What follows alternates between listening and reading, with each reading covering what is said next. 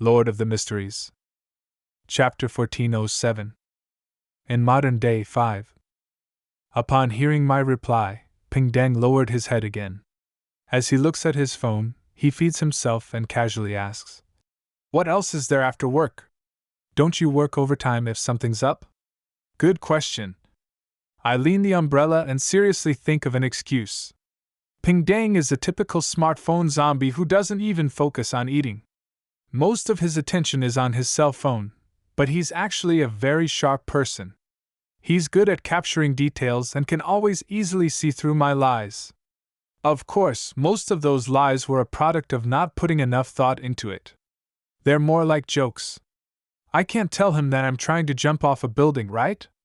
After some thought, I wrap the table. My boss wants me to pick up a foreign guest at the airport tomorrow. And he'll only give me the details at night. I'll have to make some preparations. I need to practice my accent and contact a driver to confirm the schedule. It's plenty of work. Yeah. Ping Dang takes a bite of rice and the meat shreds before swallowing it. Then, he asks with a smile, "The Casanova boss you mentioned before?" I never said that. I outright denied Ping Dang's claim. When he looked up at me, I smiled. I said he fooled around. You mustn't make mistakes when passing judgment. TCH. Ping Dang replies before looking down at his phone. Before long, the dishes I ordered are served. One is stir-fried sliced beef, and the other is tomato fried egg soup. The oil on the former glistened, and the aroma of celery perfectly fused with the beef's aroma. The meat was very tender, and its juices were salty, but not excessive. The sauce was filled with flavors, and with just one plate of this meat, I could finish it with 3 bowls of rice. The tomato fried egg soup is part of Sichuan cuisine. Lard is used first. After it's heated up, beaten eggs with water and salt are added to the mix until it's completely cooked. This way, the fried eggs would be fluffier, and there will be a certain level of saltiness to it. Following that, water and processed tomatoes are put in, along with a few green vegetables. Finally, the soup will have the obvious fragrance of oil and eggs, mixed with the sweet and sourness of tomatoes. The freshness of the green vegetables make the soup have the delight of a meat soup, but without the cloyed taste at all. Just as I drink a bowl of delicious egg soup, the boss walks over with a bowl of rice and a bottle of cold Coke. Ice cock. I can't help laughing inwardly as I heard his accent. Considering that I have to jump off a building later, it wouldn't be good to eat too much. I ultimately only have 2 bowls of rice. Of course, I definitely wouldn't waste the meat and eggs. At this moment, Ping Dang still has a third of his food left.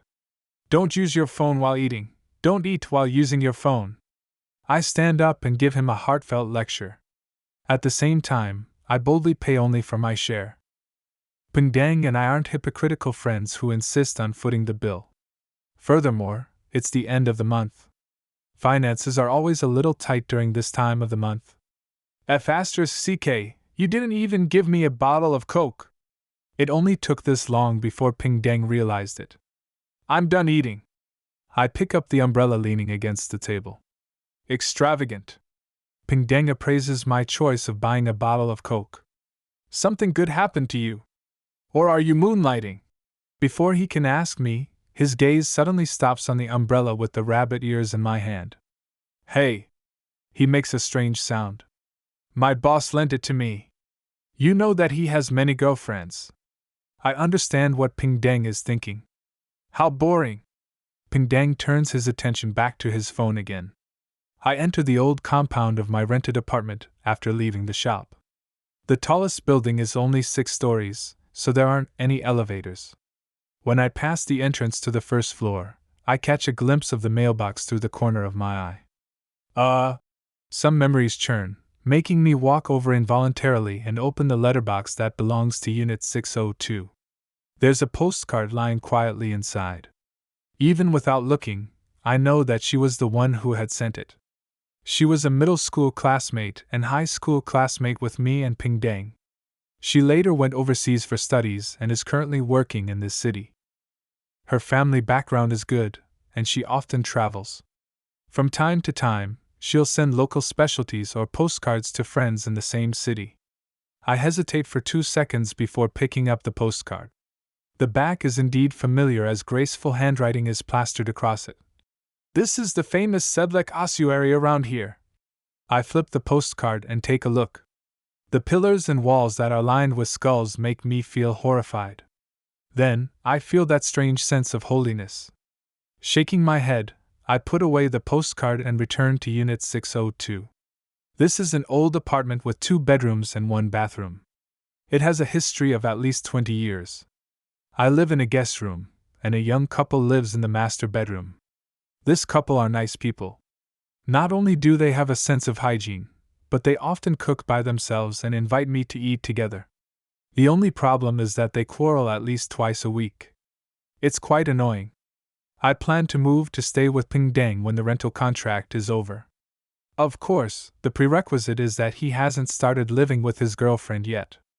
After putting down the umbrella, I go to the window of the guest room. I peek out and look outside, considering whether I should jump. Although the rain has stopped, the sky is already dark and there aren't many pedestrians. 6th floor.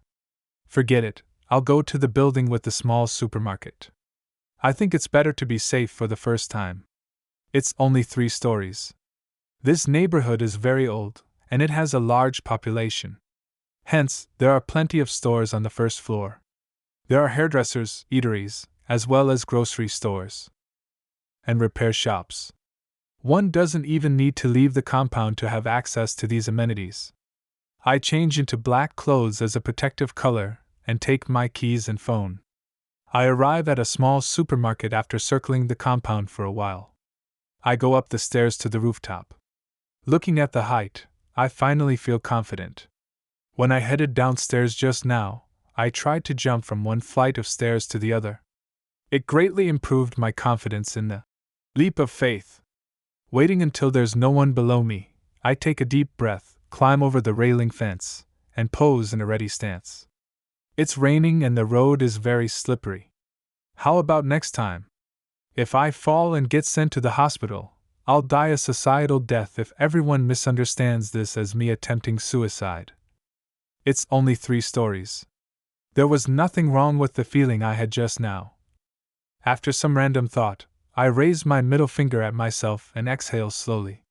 With a tremble, I leap up and adjust my body. The speed I descend at is slower than normal. The wind turns into a blanket, holding me up in silence. This kind of slowness is only relative. I still quickly land on the ground steadily, without wobbling or splashing up the muddy water on the ground. At that moment, I feel like a sharp feather. What a marvelous feeling. 10 points. I praise myself. This is really too exciting.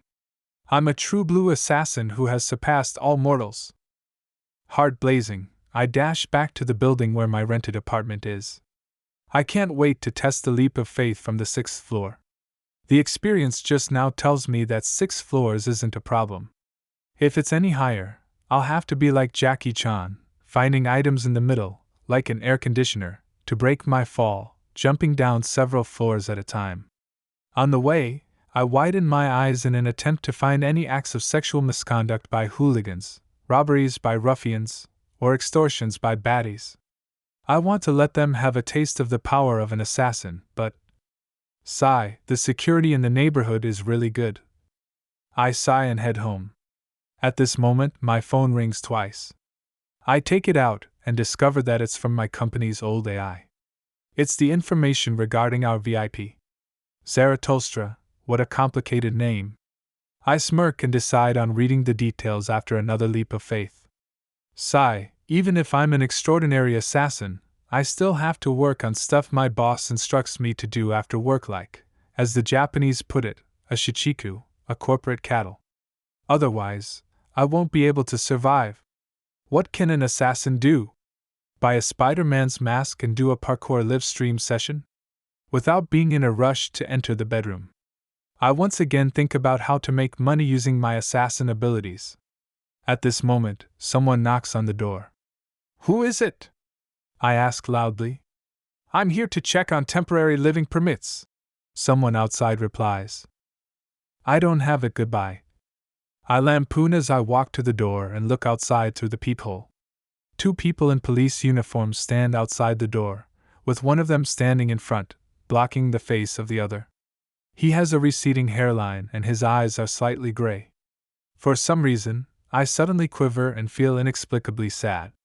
I open the door. My surname is Deng, and I'm the officer in charge of this compound. The gray-eyed officer introduces himself with a smile. Then, he looks at the information in his hand. Shomingray, am I right?